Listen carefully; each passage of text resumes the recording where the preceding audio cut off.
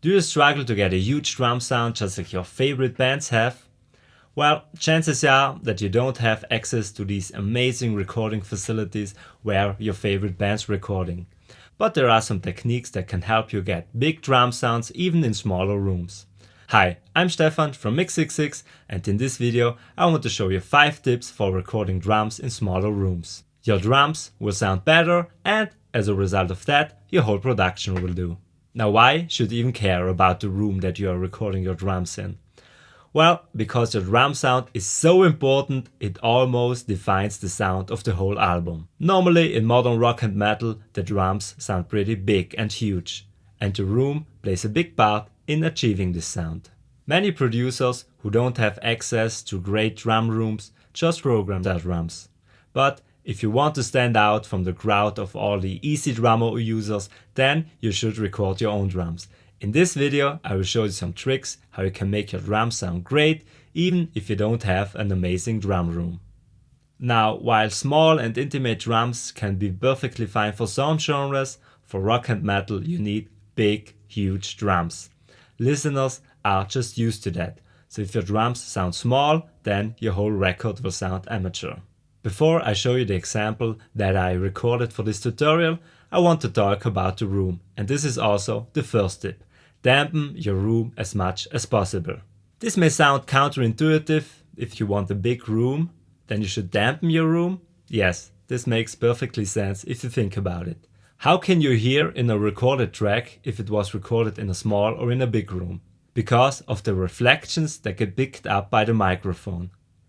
And if you have a lot of reflections from a small room in your signal, then there's no way to get rid of them. So the best thing is to avoid that your microphone picks them up. So first thing, dampen your room as much as possible. Reflections tell the true size of a room, so you want as little of them in your recording. Now the example for this tutorial I recorded in this room here. And this room is optimized for mixing, so it is not as dead as it should be. In your case, you can use reflection filters, blankets, acoustic foam, whatever. Just make sure that your room is as dead as you get it. In my case, what I have done was I've placed acoustic foam behind the overheads to dampen the reflections.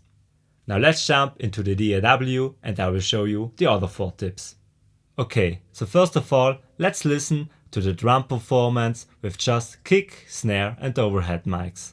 I've mixed them just slightly to make them sound better.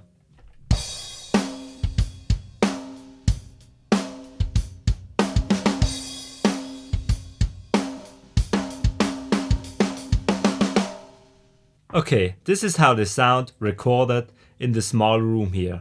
My room here is about 12 square meters or 130 square feet. Okay, so tip number 2. Compress and distort your reverb. Here I added a reverb track. There are 2 delays on it. The first one is a big room, but I'm using just the early reflections from it. The second one is a smaller room with a reverb time of 0.7 seconds, but I'm sure you have used reverbs on your drums. So in this tip I want to talk about the compression and the distortion. I will solo the reverb aux, bypass the distortion and the compression, and we will have a listen to just the reverb aux without distortion or compression.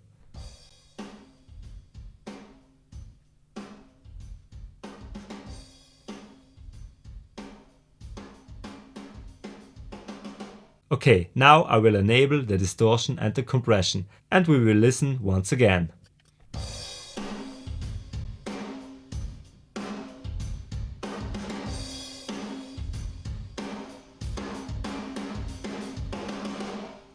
This compression and distortion adds a lot of excitement to the room track, and it makes it also more explosive. Now we will listen to it in context with the other signals.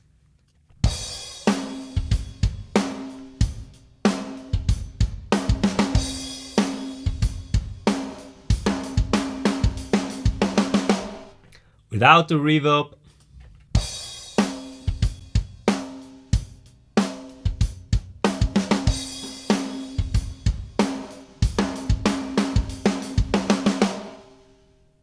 now with the reverb, but first I will bypass the distortion and the compression, and I will enable it while we are listening to the example.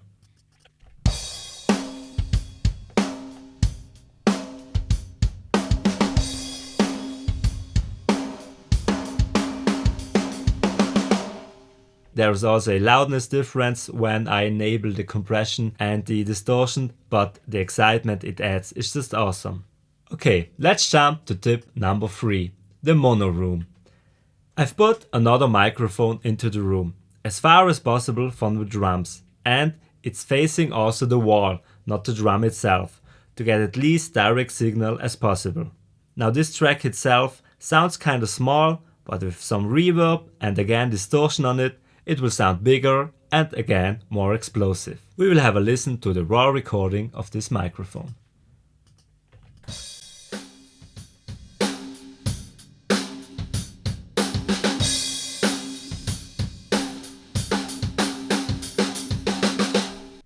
I've added a EQ to cut some nasty frequencies, then I even delayed this track to make it sound even more distant from the drums.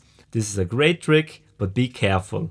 This can cause phase issues, but when used correctly, this can add more size to your drums. Then I've added a distortion plugin, Devil Lock from SoundToys, and some reverb, but the mix is only at 25%. Listen to it once again with all these plugins enabled.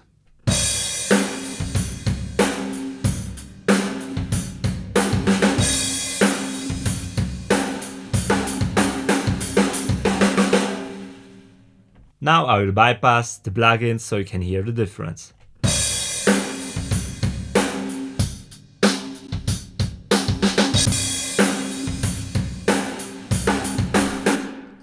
Now we will listen to the whole drum mix with this additional room mic.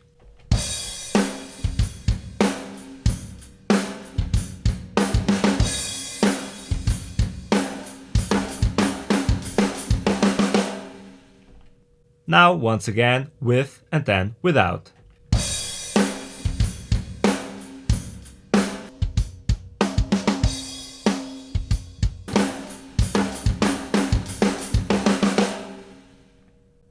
When I mix these drums, I have noticed that I accidentally recorded also my talk mic. Of course, the gain on my talk mic is much higher than on the drum mics, so this track is heavily distorted. But just for fun, I have tried to add just a little bit to the drum track, and again, I think it adds just the right amount of excitement. Let's have a listen to this heavily distorted talk mic.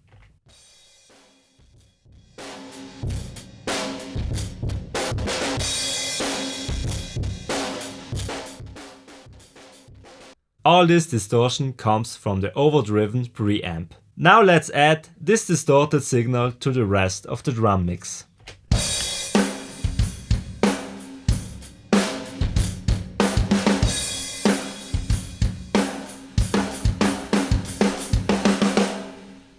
Now without and then with this distorted mic.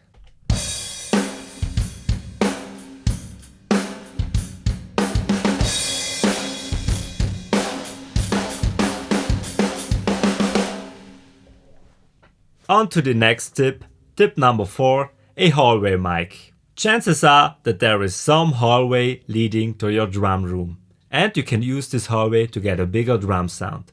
I have placed a beautiful Neumann SM69 microphone, a stereo microphone, in my hallway leading to my drum room. The two capsules of this microphone are in figure 8 pattern and in a 90-degree angle to each other. So it is a Bloomline configuration, a miking technique that I think works great for drum rooms. Notice that I also closed the door. I did this to get less cymbal, so less high end into my room mics. The door was opened just a little bit so that I can get the cable from the microphone to my interface. Let's have a listen to this hallway mic without any processing on it.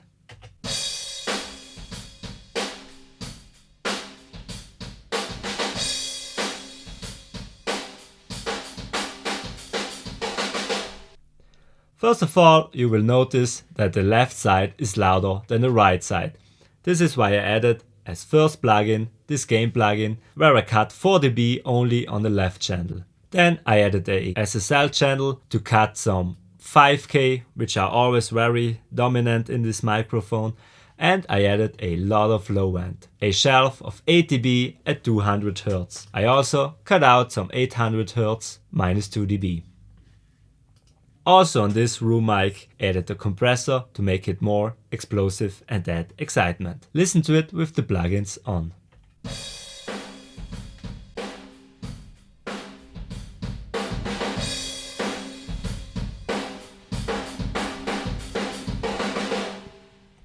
Now without and then with.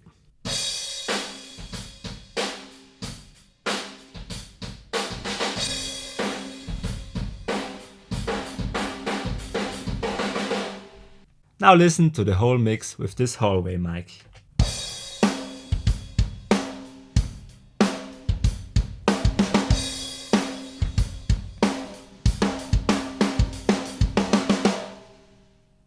And now again a comparison of the drum tracks without and then with this hallway mic.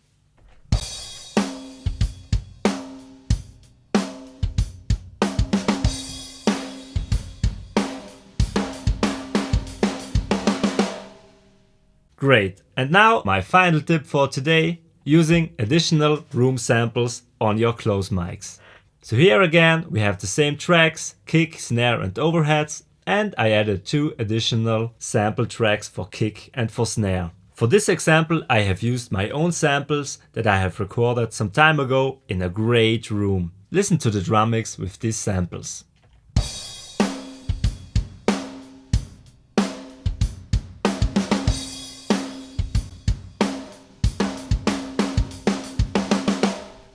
Let's solo the samples.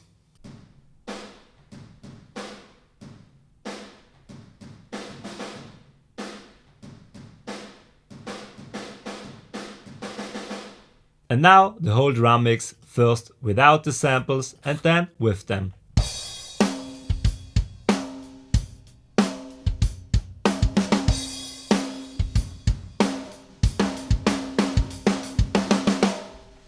If you want these exact samples, then you can download them for free if you click on the link in the description. You will not only get this room sample, but also close mic, overhead and room samples for kick, snare and 2 toms. Let's have a quick listen to the close mics of kick and snare.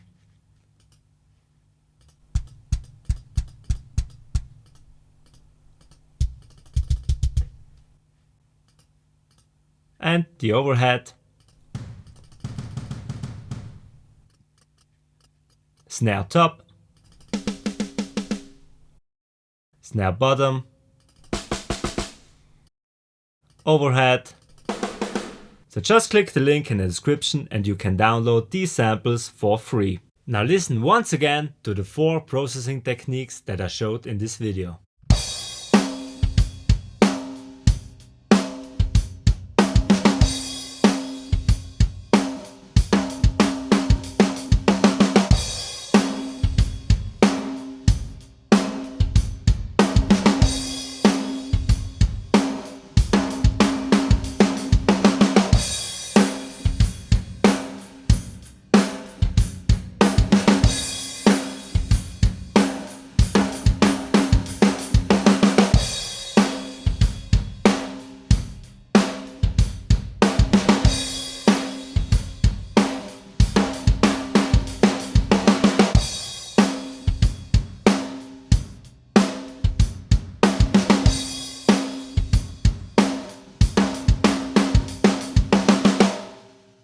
So there you have it. These are 5 tips that help you achieve great drum tones even if you have to record your drums in a smaller room. Let me know in the comments which one you liked best. As always, subscribe to this channel and see you next time. Bye.